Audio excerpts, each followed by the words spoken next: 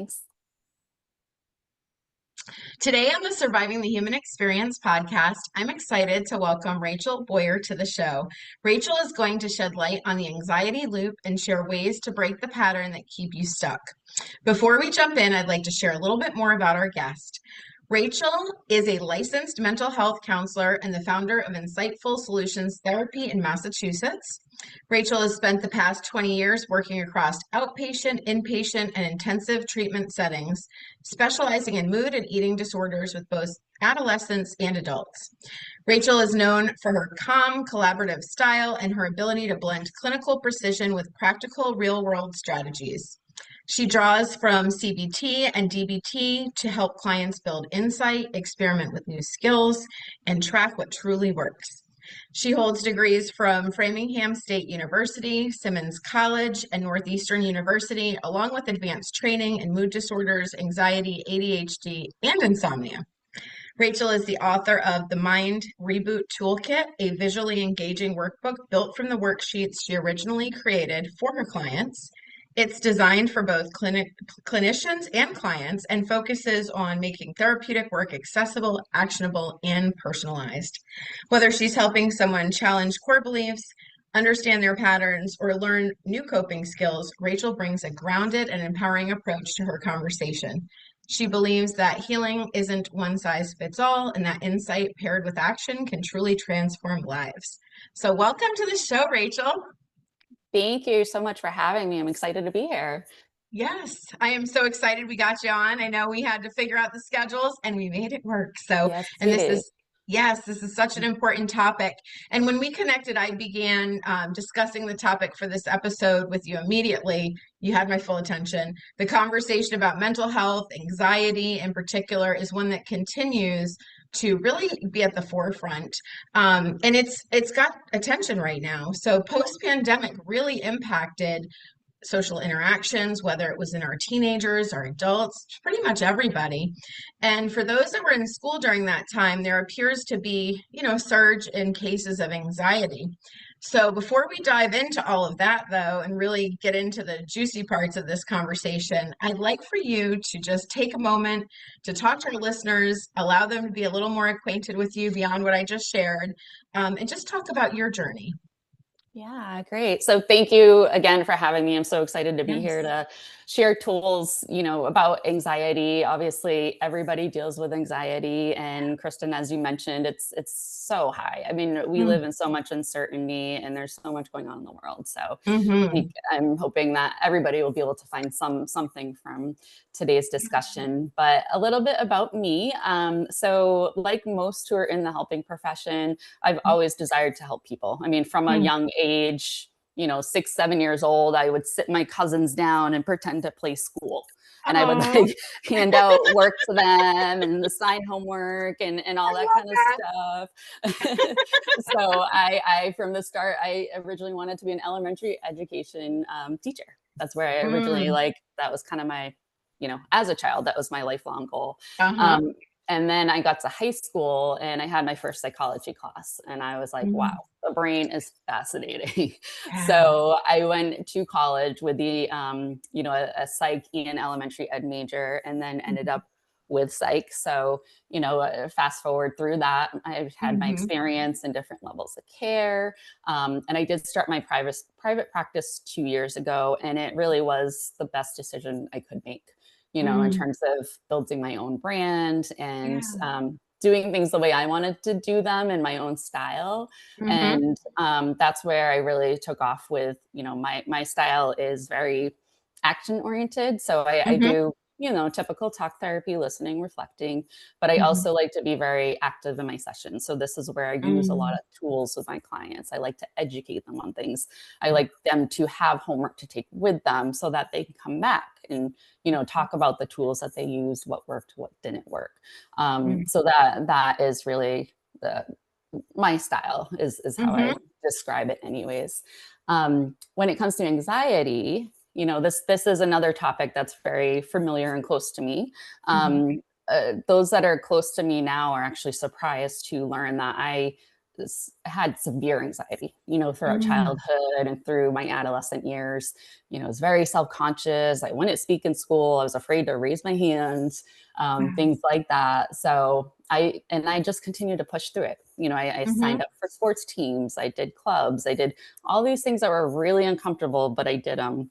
Mm, And finally broke out of my shell, I'd say in college when I had more mm-hmm. experience and I became more confident with myself over time. So, I've lived it and I've experienced pushing through that anxiety to see that I, can lessen it so I can Mm-hmm. actually do things in life and move on with life. So I genuinely get the struggle. And that's also, a reason why I'm really driven to share these tools with others because I know that they work.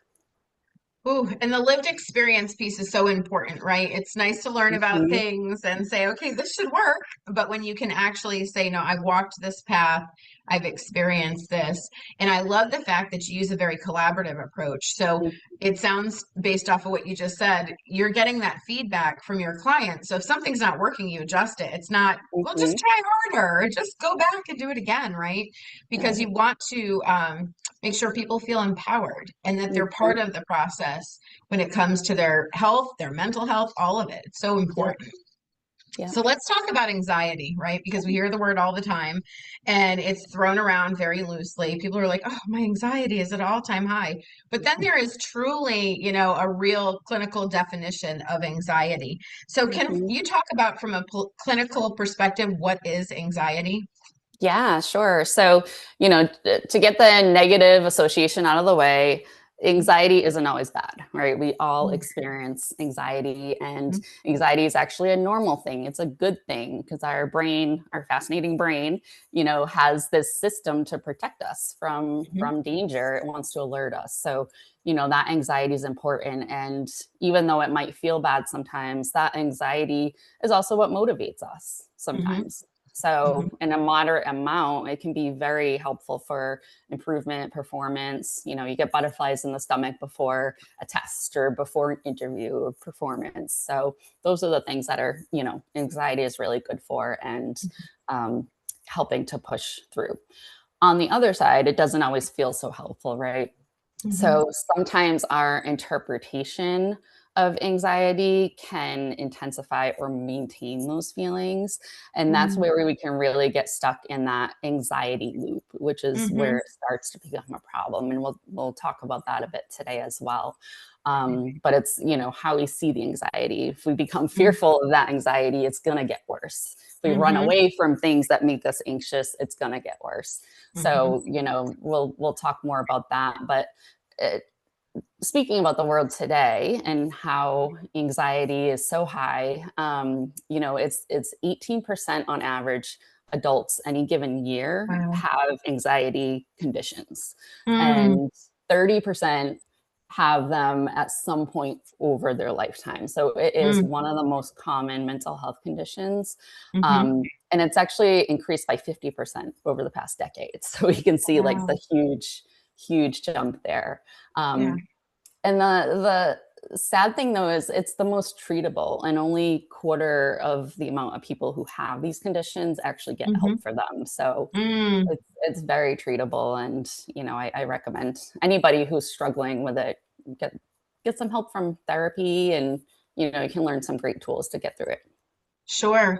Yeah, and I think that's so important that you pointed that out because sometimes Mhm. people don't realize there is help. It's like you sit and you suffer in silence, right? Because you're like, oh my gosh, I Yeah. don't know what's wrong with me, or not Mhm. quite sure what is considered, an anxiety experience that should be discussed with somebody. Like if it's happening to you regularly, it kind of becomes part of your normal life and you're just not, you just get comfortable with it, if that's Right. even possible, right? Yeah. Yeah. Um, yeah. So talk to our listeners a little bit about the nature of anxiety from a neurological perspective. Yeah. So as I mentioned, anxiety is our protector. Like it really does keep us safe. Mhm. So I'll talk about the brain a little bit. And Okay. there are three specific parts of the brain that are highly involved in anxiety. One is the thalamus, one is Mhm. the amygdala, and one is the prefrontal cortex. So anxiety starts with some sort of trigger. So the Mhm. trigger could be any sort of factors. So certain people, a situation, smells, memories, things internally like medications, lack of sleep, Mhm. caffeine. Caffeine's a big one that Mm, people don't mm, realize sometimes gets your heart going. Um, mhm. so whatever this trigger is, that information feeds into the thalamus. And the thalamus is almost like a switchboard. So if you Okay. think of it as a switchboard, it's going to be sending that information in two separate directions. Mhm. So the first direction that it goes to is the amygdala. And Mm, the information goes there quick. It's like that okay. automatic, primitive, okay, is this dangerous? So the Mhm. amygdala is that alarm. So that Mm, alarm will go off. mhm. Um, that's what we call the fight or flight response, which I'm sure many people have heard of, is, you Mhm. know, that primitive. If you think cavemen, I see a tiger, I got to fight it, I got to run. You know, Yes. that's what's having us, you know, what's going off in our brain.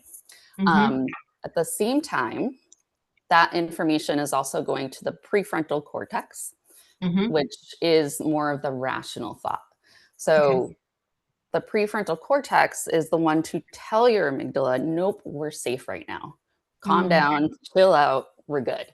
mhm. So the only problem there is that that information travels more slowly to the Mhm. prefrontal cortex and gets slowly to the amygdala. So we're physically feeling anxiety before we can say, hey, this is okay. Let me calm down.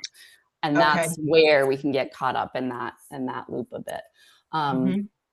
I really like to share this with my clients who struggle with anxiety because it normalizes it. It's saying, this is Mm, real. Like this is something going on in your brain. It's not mm, imagined. It is mhm. something you're feeling. And the good thing is with our brains who, you know, we have neuroplasticity. Our brains Mhm. can shift and change, learn new things. Mhm. So you can interrupt the negative loop that we're going to Mhm. get to in a minute and be Mhm. able to retrain how you think around anxiety. Ooh, I love that. I recall in my journey studying Annie Hopper's work where she does the dynamic neural retraining system, the DNRS Mhm. system. And oh my gosh, it was a game changer for me because I had found myself getting trapped in that anxiety loop. And it was because I had a lot of different health things happening at the time. And your mind runs wild, right? You're like, oh my Mhm. gosh. What if I lose this function? What if this happens? Who's going to take Yep. care of the kids? And all of a sudden, things that haven't even occurred and we haven't even gotten there become like front and center stage. And then your Mhm. mind just starts running wild. And Yeah. so being able to understand neuroplasticity, which I mean, you know, you live it, you do it, you work with it every day, Mhm. it's such a huge game changer. It And is. I think a lot of people just don't understand like it doesn't have to be this way. There are other ways that Right. you can live, and this can be changed. So I'm so glad that you highlighted neuroplasticity. It's so important. Right. So, in Mhm. your experience and research, have you found that there's a certain population that's more susceptible to anxiety? Like, is it teenagers? Is it adults? Is it men? Is it women? Is it everybody? Yeah, there's a lot of different things that make people more susceptible, and everybody obviously is susceptible to anxiety. Mm-hmm. Um, but the intensity and the anxiety, how it feels, how you can manage it, there are a lot of different reasons why somebody might feel or might be that way. Okay. Um, and it's actually funny because I tend to reframe with my clients because they always say, oh, I want to get rid of my anxiety, and I say, no, you want Mm-hmm. to manage your anxiety. um, but Yeah. so, you know, people who are more likely to struggle are, well, first of all, I'd say that it's a very strong genetic component. Okay. So if you have a family member or if a parent has an Mm-hmm. anxiety disorder, their child is anywhere from 30 to 60% likely to also have an Mm. anxiety disorder. So you'll see a lot in families if one Okay. person has it.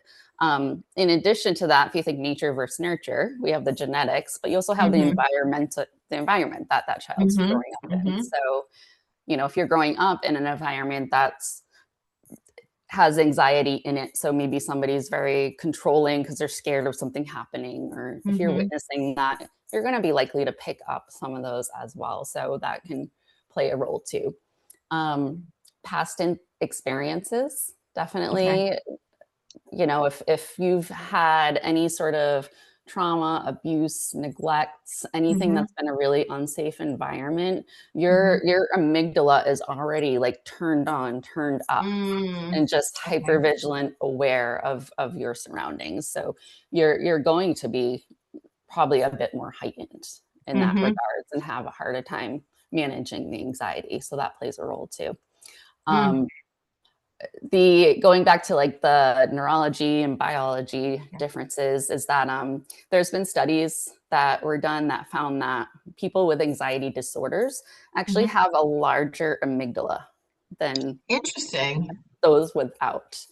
Wow. So yeah, so there's the thought that they may be more sensitive. They may Mm-hmm. feel anxiety a bit quicker or more intense, and Mm-hmm. respond to it differently as well. So, Ooh, I think that's interesting. always different. Yeah, yeah. Yeah, I mean, that's quite the question to ask the doctor. Can you measure my amygdala, please? When you do that MRI or that CAT scan, can we take a little look here in Check it proportion? out. How big is it? Yeah, I was like, what? Like, we're looking for Uh-huh. other things. Like, no, I want to know. Yeah, Yeah, that would be it's funny. fascinating. Wow. Uh-huh. Oh Yeah. my gosh. All right. So, what are some of the classic symptoms?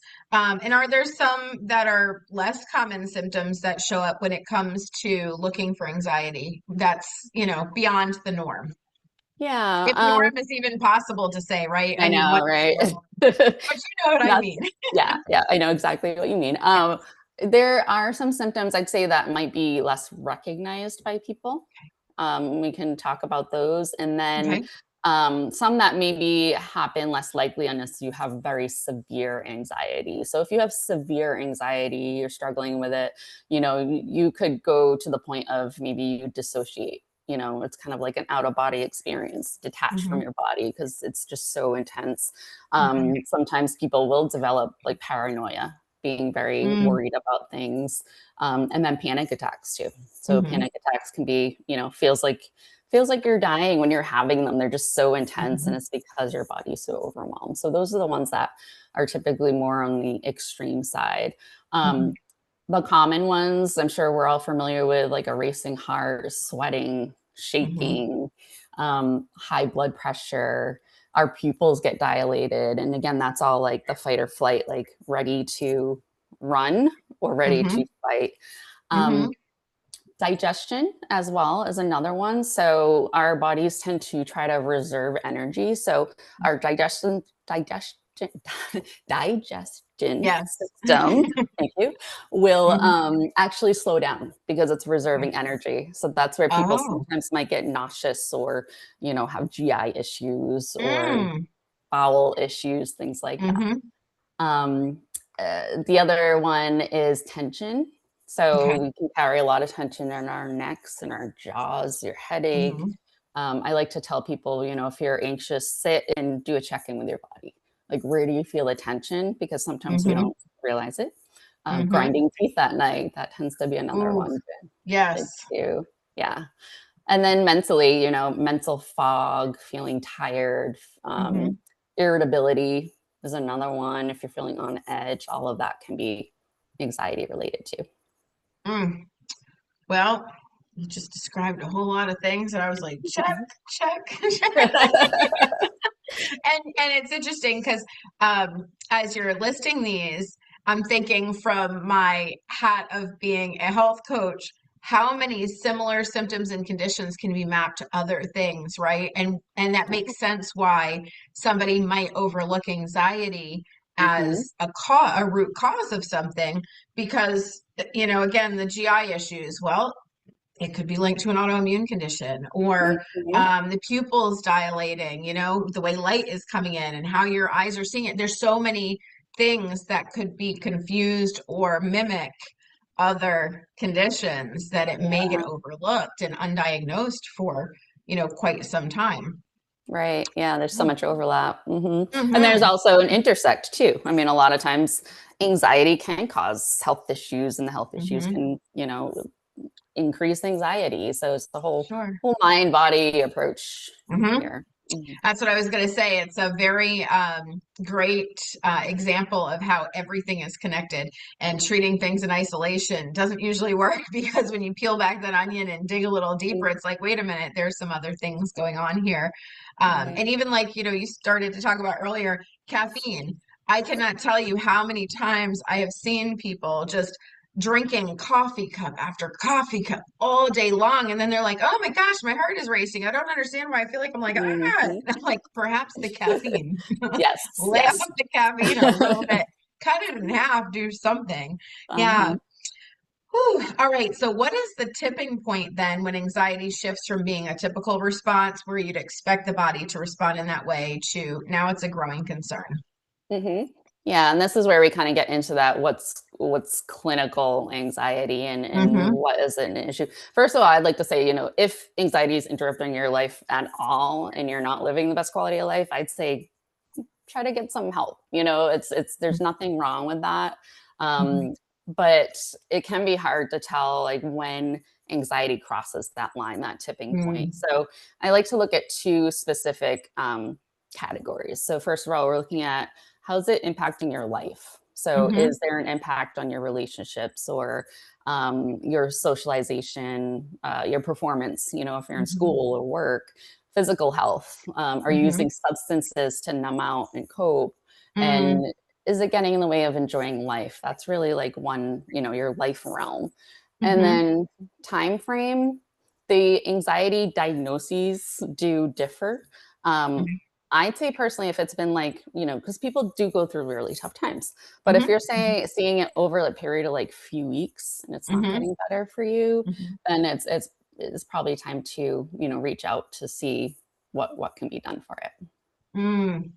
Okay, so it's that the prolonged persistence of it is where you're kind of looking to say, okay, this is beyond the norm. Because I would suspect that it's perfectly normal, after a loss of a loved one, Right. or, changing in jobs, or if you're in school, if you're a kid, it's that, oh my gosh, starting a new Mhm. school and moving homes or whatever the case might be, then there's going to be like a period of time where you'd expect that adjustment to occur, but it's when it Exactly. just continues to linger beyond that. Yeah, yeah. Okay, makes sense. All right, so there have been so many advancements in understanding and the treatment of anxiety, and we're going to cover some tools and techniques in just a bit. But before we do that, I'd like to explore what are some of the contributing factors that maintain anxiety, like keep it going, right? So, can you talk to us a little bit about role avoidance? What is that? Mhm. Yeah, so I actually like this one because I think, this is an interesting one. My personal thought is that, coming out of the pandemic and COVID restrictions and all that kind of stuff, I think we're going to see more of this over time Okay. because of the loss of connections with other people and being Hmm. isolated. So Okay. role avoidance does have to do with anxiety, and Mhm. you're avoiding certain roles because of the anxiety it causes. And it's Okay. not that you're avoiding tasks of that role. It's not that you're being Mhm. lazy. It's just that the specific role um, is overwhelming or feels unsafe. So an Mm. examples are like being in a leadership role Okay. or making decisions or being authoritative. So making rules, even Mhm. like being a parent, being partner, being a caregiver. So all of these can be those sort of roles, and they're impacted by your past experiences.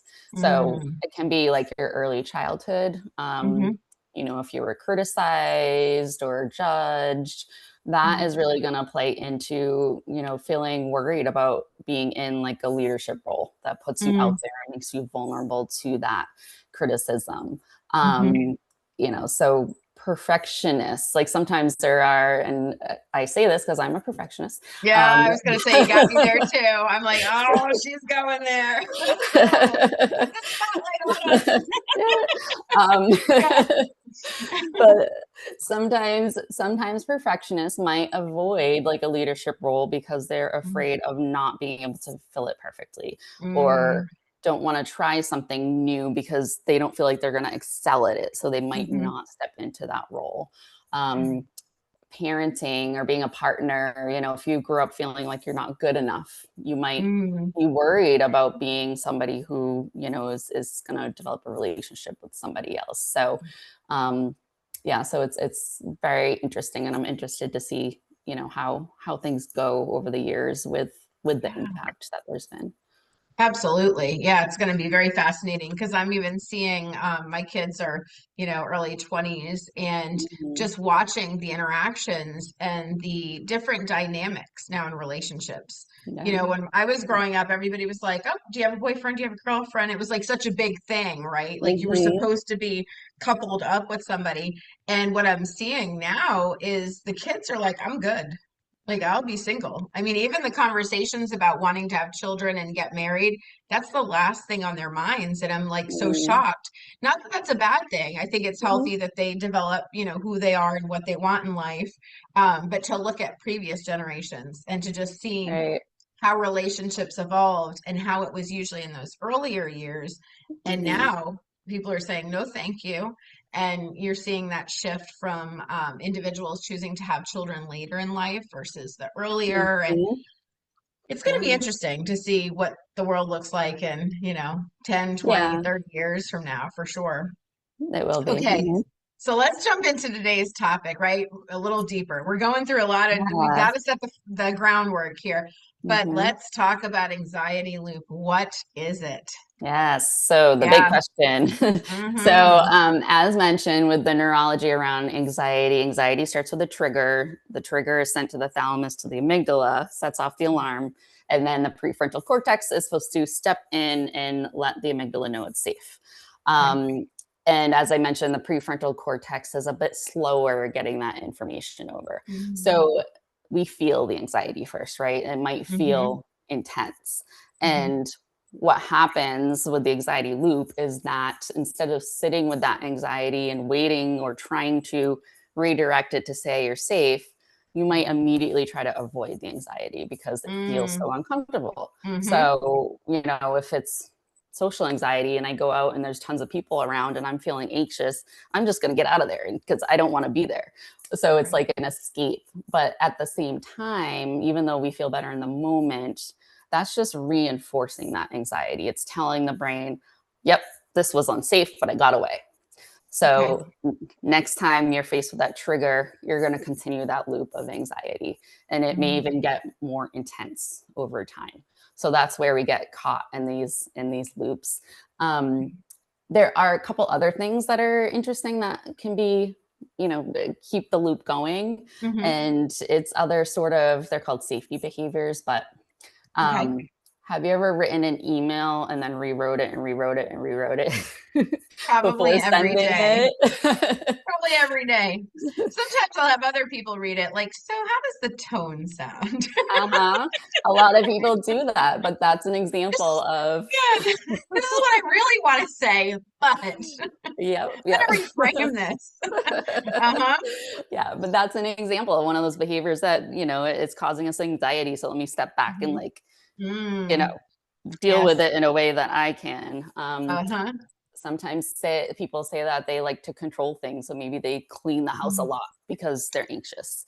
It's kind of one of those behaviors that are You're calling me out, Rachel. You're calling me out. I literally had this same conversation. I was talking to a girlfriend the other day, and we were both joking because I'm like, "What are you doing?" And she's like, "I'm cleaning." I'm like, "Me too." And she's like, "So what's the problem?" I said, "I feel like everything's out of control. Everything's chaotic. Things are scattered. Things are discombobulated.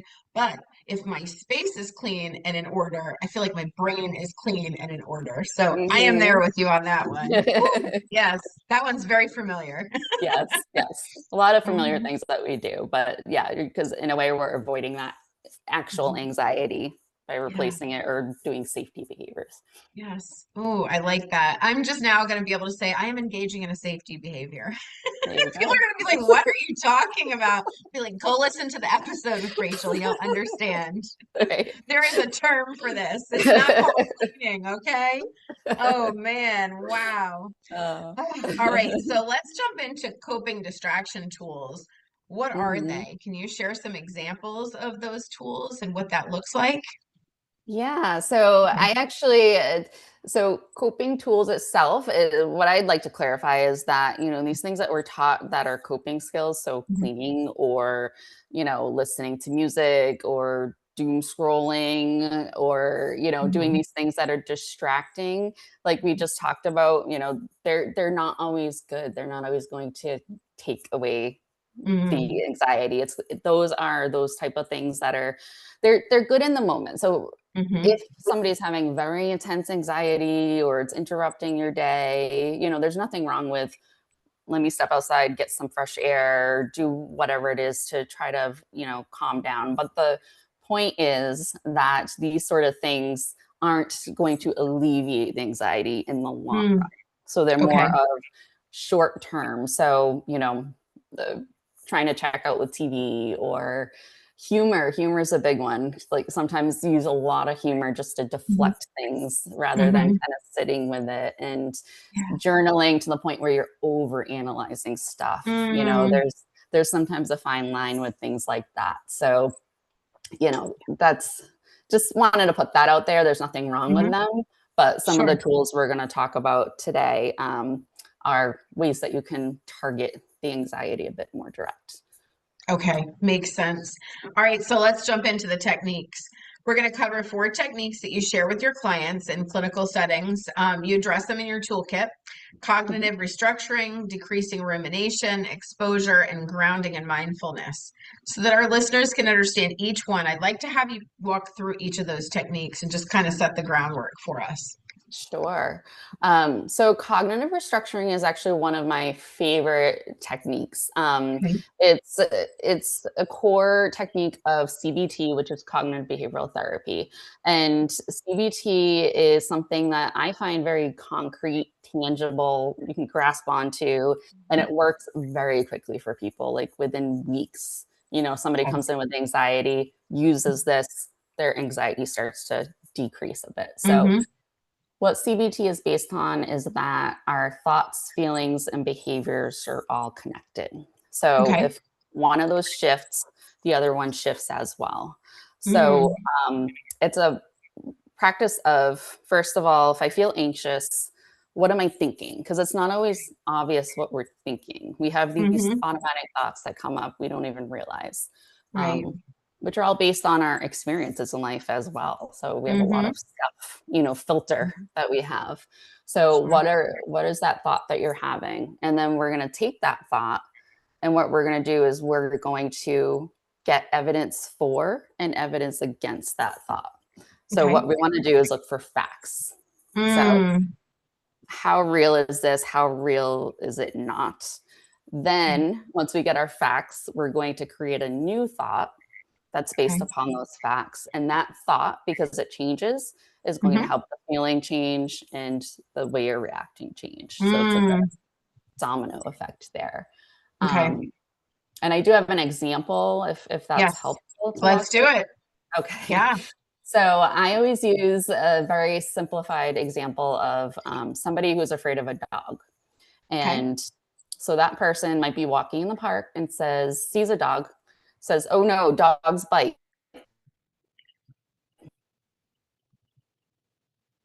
They're going to feel scared, run away. Oh, did I Okay. lose you there? Nope, you're here. Okay, Just sorry about froze that. for a second, but we're good. So they're going to say, "Oh no, dogs bite." They're going to feel scared. They're going to want to run away. So if we were to take that example, we're going to say, okay, your thought is dogs bite. So what evidence supports this thought?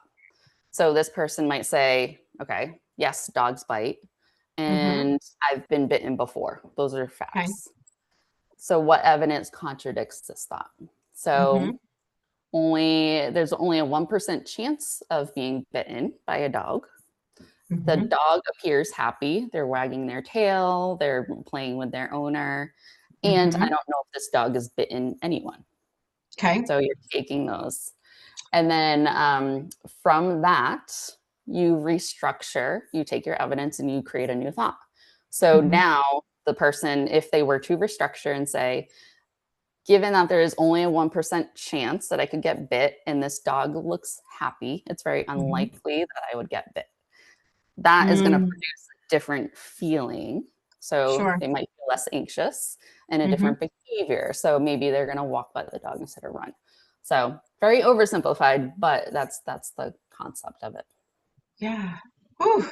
That's huge though, because it's so easy to get caught in past experience or something you've been told or think or thought, and then your mind just runs away. And it's like you have to do the pattern interruption, right? Is what I like to refer to it as, to just say, hold on, wait a minute. Let's Right. really think this through.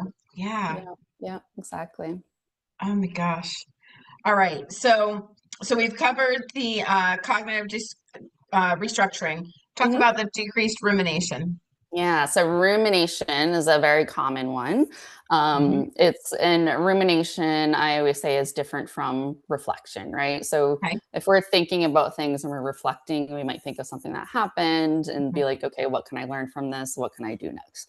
Hmm. Rumination is when we get into that habit of that anxiety loop thinking, where it's almost like a broken record and a Mm, spiral. I think you were saying, like, what if, what if, what if, what if? yes. Yes. And sitting with Yes. those thoughts and thinking and thinking and thinking and thinking. Hmm. And, the thoughts tend to be judgmental, like blaming Mm, yourself or others, focusing on the hmm. past, worrying about the future. Hmm. And it is a sense of avoidance because you may be Mm, avoiding whatever it is that's making you anxious. hmm. Um, so one thing to do is to what I like to tell people to do, and it sounds silly sometimes, is to schedule worry time. And this Oh, works I for like some that. people, works some doesn't work for Uh-huh. some, but it works for some people. And if you find yourself ruminating and worrying about things, during the day, it's interruptive. You can say, okay, I'm going to worry at 7 p.m. tonight, and I'm going to give myself 10 minutes to worry, and Okay. just try to put it in a box, put it there for Sure. later. And then when Yeah. it comes time to worry, set a timer Hmm. and let's be actionable about it. So write down what your specific worry is. Um, write down what's in your control, what's out of your control, and Mm. then what's one small action you can take to work towards whatever that is that you're worrying about. And then maybe reframe it and try to think of it in a different way. Okay. I love that because what you I just heard is you're not dismissing the fact that the person has a concern or a Mhm. worry. You're just saying, okay, we're going to put this over here for now, and then we're going to have an appropriate time, almost like you would with scheduling your day when you're looking at your meetings and you're saying, okay, at Right. this time, this is what's happening. So it's not dismissing, it's Hmm. acknowledging, but knowing we're going to have a certain time frame and it's going to be over here and it can't be, 6 hours of your day.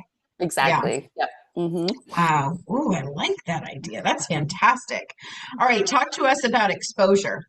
Is that what the part of the example you just gave us with the dog where you're, being exposed to whatever your fear, your worry is? What does exposure look like?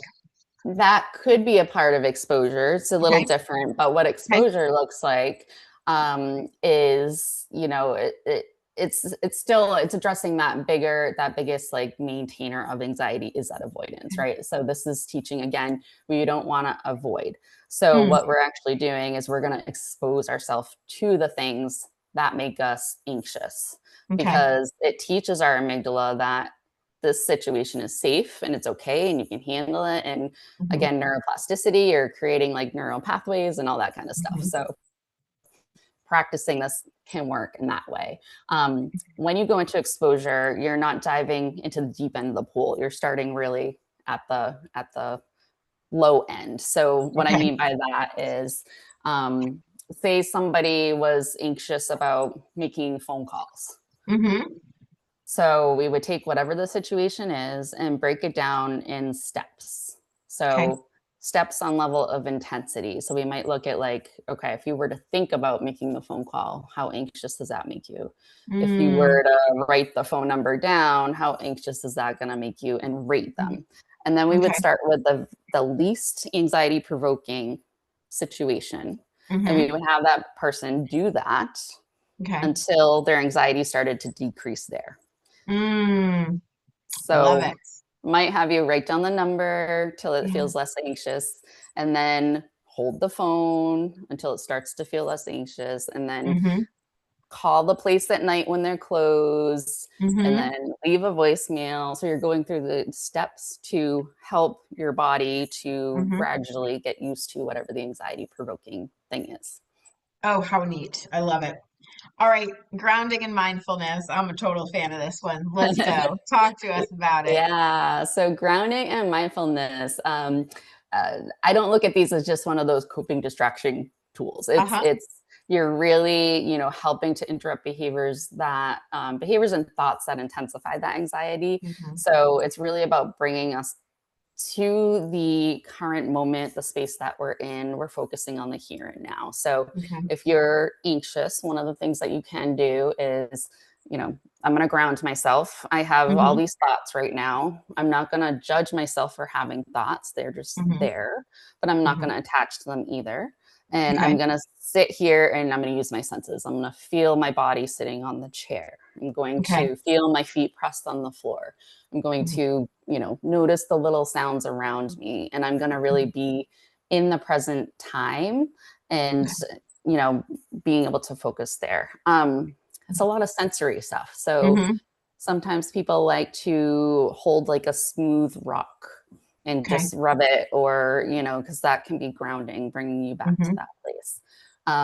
There's also a bunch of things that help reset the nervous system. Mm-hmm. So doing like splashing cold water on your face or taking a cold shower or going for a Mm. brisk walk, that all just resets the nervous system, and that can help as well Mm-hmm. if you're dealing with a lot of anxiety.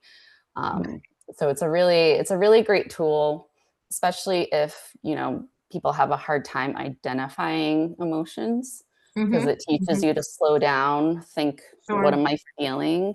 Uh-huh. Where am I feeling it in my body? Mm. Because we feel like different sorts of anxiety. So Right. you'll feel it in different spots in your body. It helps you Yeah. become more aware with Mm. with yourself. Awesome.